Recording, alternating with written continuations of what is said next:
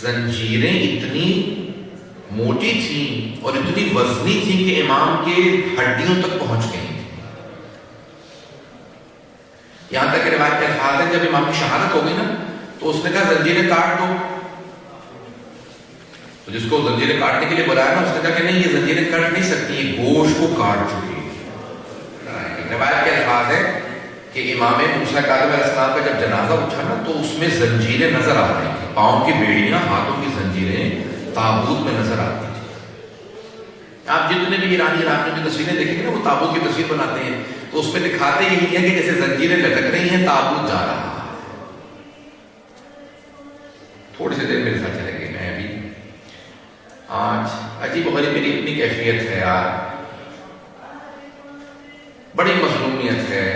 تاریخ میں 2 ایسے جنازے ہیں جن کا جب تصور کرتا ہوں رونا آتا ہے.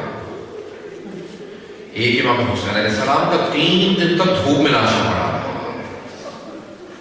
کبھی ایسا نہیں ہوتا کہ کسی کے جنازے کو کوئی دھوپ میں رکھ دے. لیکن تاریخ کے الفاظ ہیں سید الشہداء کا لاشا 3 دن دھوپ میں پڑا رہا. اور دوسرا جنازہ کون سا؟ دوسرا امام موسیٰ کاظم علیہ السلام کا. 4 مزدوروں کو پیسے دے کے جنازہ اٹھوایا گیا.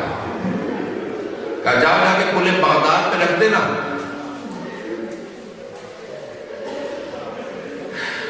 روایت کے الفاظ ہے کہ جب وہ جنازہ جا رہا تھا نا ایک 5ویں آدمی کو پیسے دے کے ساتھ میں بھیجا گیا تھا کہ تم نعرے لگاتے رہنا، میں آخر میں پیش کروں گا، آج پڑھ پاؤں بس. اجرکم اللہ. 2 روایات پیش کرنا چاہتا ہوں امام کی، اس سے پہلے کہ امام کے پورے مسائل پیش کروں. چھٹے امام علیہ السلام کے پاس مجلس ہو رہی تھی امام حسین علیہ السلام کی. جیسی مجلس شروع ہوئی نا تو امام نے کہا کہ ابھی مسائل نہ پڑھنا. امام جعفر صادق علیہ السلام نے کہا مولا کیوں؟ مسائل کا وقت آ چکا. کہا کہ ذرا میری اپنی بیٹیوں کو بلا لو، میری بہنوں سے کہو مجلس میں آ جائیں، ذرا میری ماں کو بلا لو. امام نے اپنے نوکر سے خادم سے کہا ذرا پردہ لگا دیں. اس نے پردہ لگایا. امام نے آواز دی کہا ذرا میری والدہ کو بلا لو، حضرت ام فروا کو. کہ میری ماں کو بلا لو تاکہ بیٹھ جائیں مجلس کے اندر میں، میرے جد حسین کی مجلس ہو رہی ہے. ایک مرتبہ راوی نے وہ جو مسائل پڑھنے والا تھا نا روضہ خان نے مسائل پڑھتے پڑھتے ایک مرتبہ جملہ کہا. وہ امام جعفر صادق کی والدہ کے خاندان سے تھا، حضرت ام فروا کو جانتا تھا، ان کا عزیز رشتےدار تھا. جب امام کی والدہ کی بہت زیادہ رونے کی آواز آئی نا تو اس نے آواز دے کے کہا یا ام فروا، اے بیوی ام فروا، اگر آپ زیادہ روئیں گی نا تو آپ کا بیٹا جعفر صادق آپ کے پاس آ جائے گا، آپ کو سینے سے لگا کے دلاسا دے گا، آپ کے آنسوؤں کو صاف کرے گا. اگر آپ گر گئی، بے ہوش ہو گئی تو آپ کو سہارا دے گا. لیکن بی بی جب بھی آپ کی پھپھیاں روتی تھی انہیں تازیانے مارے جاتے تھے. اجرکم اللہ. میں سوال کرنا چاہتا ہوں، آپ نے کیا دیکھا؟ اگر کبھی کوئی خاتون بھی دوسری خاتون کو مارے نا تو سارے مرد کہتے ہیں اس خاتون کو مارا گیا ہے.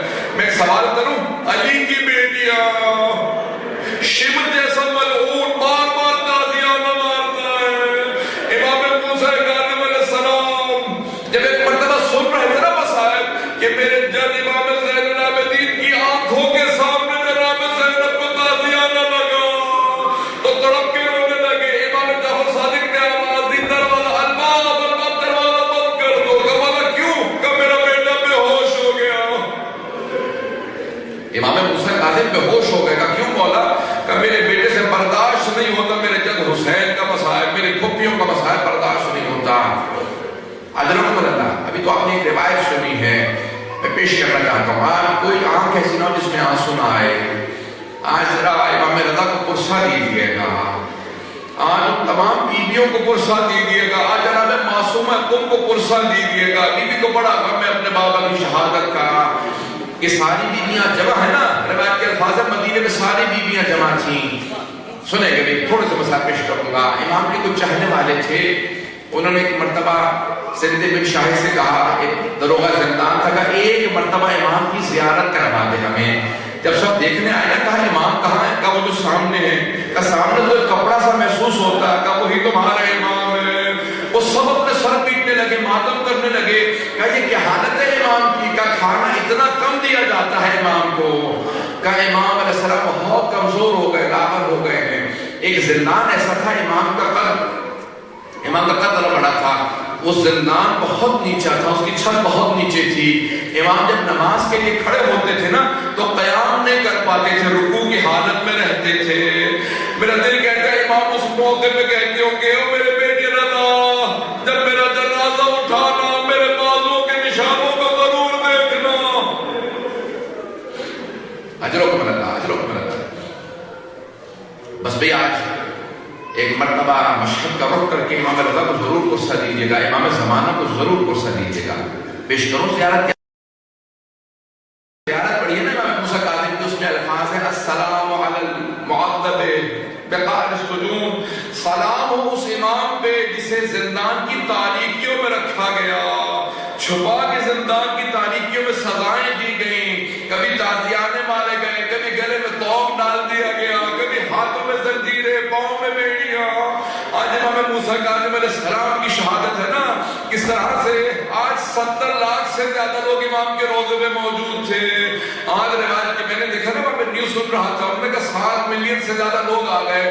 جب وہاں پہ بم پھٹا اس کے بعد میں نے دیکھا کسی آدمی سے پوچھ رہے تھے، نوجوان کیوں رو رہے ہو بہت زیادہ، کوئی شہید ہو گیا تمہارے خاندان کا؟ نہیں، اس لیے رو رہا ہوں میں شہید نہیں ہوا، میں باب الحوائج کی زیارت کے لیے آیا تھا، میں شہید نہیں ہوا۔ کہ جس کے سارے چاہنے والے ہو آئے ذرا ایک مرتبہ ذرا میرے ساتھ مل کے آنکھیں بند کر کے کچھ دیر کے لیے ذرا پورے بغداد پہ چلے، ایک ناشا دھوپ میں پڑا ہے۔ اجرکم اللہ، اجرکم اللہ۔ بس بھئی اس سے پہلے کہ میں شہادت کے آخر جملوں کو پیش کروں، 2-4 منٹ 5 منٹ کو تہمت دوں گا، تھوڑی سی دیر میرے ساتھ چلیں گے۔ روایت کے الفاظ ہیں، امام کو ایک زندان سے دوسرے زندان میں، دوسرے سے تیسرے زندان میں، کبھی کسی زندان میں۔ امام سے کسی چاہنے والے نے کہا کہ مولا میرے ساتھ میرے گھر چلے، میں آپ کا چاہنے والا ہوں۔ کہا کہ نہیں، مولا نے کہا نہیں میں نہیں جانا چاہتا۔ کہا نہیں مولا، میں نے دروغہ زندان کو پیسے دے دیے ہیں تاکہ میں آپ کو گھر لے جاؤں، آپ کی خدمت کروں گا۔ مولا نے کہا میں نہیں چاہتا میری وجہ سے تجھے کوئی سزا ملے۔ کہا نہیں مولا کوئی سزا نہیں، چاہنے والا تھا لے گیا۔ کچھ دیر میں اپنی بیوی بچوں سے کہا سارے گھر کو صاف کر دینا، آج رسول خدا کا بیٹا ہمارے گھر آ رہا ہے، آج موسیٰ کاظم ہمارے گھر آ رہے ہیں۔ شیعہ نہیں تھا، صرف چاہنے والا تھا۔ اس کی بیوی نے سارا گھر پاک کیا، کہا کہ ارے امام ہمارے گھر آ رہے ہیں، سارے گھر کو پاک کیا۔ کہا مولا جو کہیں گے وہ کھانا پکا دیتی ہوں، کہا کچھ نہیں کھانا، صرف وضو کا پانی رکھ دو، ایک مصلی بچھا دو، میں عبادت کروں گا، پوری رات عبادت کرتے رہے۔ اگلے دن واپس آ گئے، کہا مولا فجر کا وقت تھوڑا زندان لے لو واپس؟ کہا ہاں چلتا ہوں۔ جیسے چلے اگلی رات آئے، کہا مولا پھر میرے گھر چلے گئے کچھ عبادت کے لیے؟ کرنے تیرے گھر نہیں جانا چاہتا۔ کہا مولا کوئی گستاخی ہو گئی ہو بتا دیجیے، مجھے معاف کر دیجیے۔ گا نہیں کہ تم نے کوئی گستاخی نہیں کی۔ کہا مولا اگر میری بیوی یا بچوں سے کوئی کوتاہی ہوئی ہوگا؟ نہیں۔ کہا مولا پھر کیا بات ہے، کیوں نہیں آنا چاہتے؟ کہا تمہارے ہمسائے میں کچھ لوگ اس طرح کی گفتگو کرتے ہیں، مجھے اذیت ہوتی ہے، کچھ گانے بجانے کی حرکتیں کرتے ہیں، میرا گھر کے اندر جی نہیں لگتا عبادت کے اندر، میں یہیں پہ زندان میں رہوں گا۔ بس بھئی ایک مرتبہ کچھ کھجوروں کے اندر زہر ڈال کے امام کے سامنے رکھا، امام نے 2 کھجوریں لی، کہا کہ بس واپس چلے جاؤ۔ کہا کہ نہیں ساری کھجوریں کھائیے۔ امام نے کہا جب 2 کھجوروں سے تمہارا کام ہو گیا تو ساری کھجوریں کیوں گرانا چاہتے ہو؟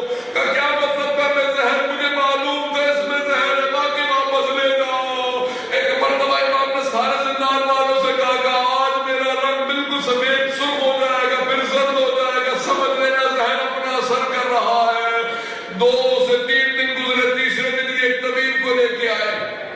طبیب نے، ڈاکٹر نے آگے پوچھا کہ کیا بات ہے؟ امام نے اپنی ہتھیلی کو کھولا، جیسی ہتھیلی کھلی نا بالکل سفید ہو چکا تھا، جیسے خون ختم ہو گیا۔ کہا مولا کیا بات ہے؟ امام نے کہا تو طبیب ہے، تو نہیں جانتا کیا ہوا؟ کہ آپ کو زہر دے دیا گیا ہے۔ ایک مرتبہ امام نے مدینے کا رخ کیا، آنکھیں بند کر کے کچھ وصیت کے جملے کہے، وہاں پہ ایک بیٹا سن رہا تھا، اس نے تڑپنا شروع کیا۔ جب آنکھوں میں آنسو دیکھے، ساری بہنوں نے کہا بھیا کیا بات ہے؟ اے بھیا رضا کیا بات ہے؟ کہا آج ہمارے بابا کی آخری رات ہے، ہمارے بابا کو زہر دے دیا گیا۔ ساری بہنیں تڑپنے لگی، مولا آپ کی ساری بیٹی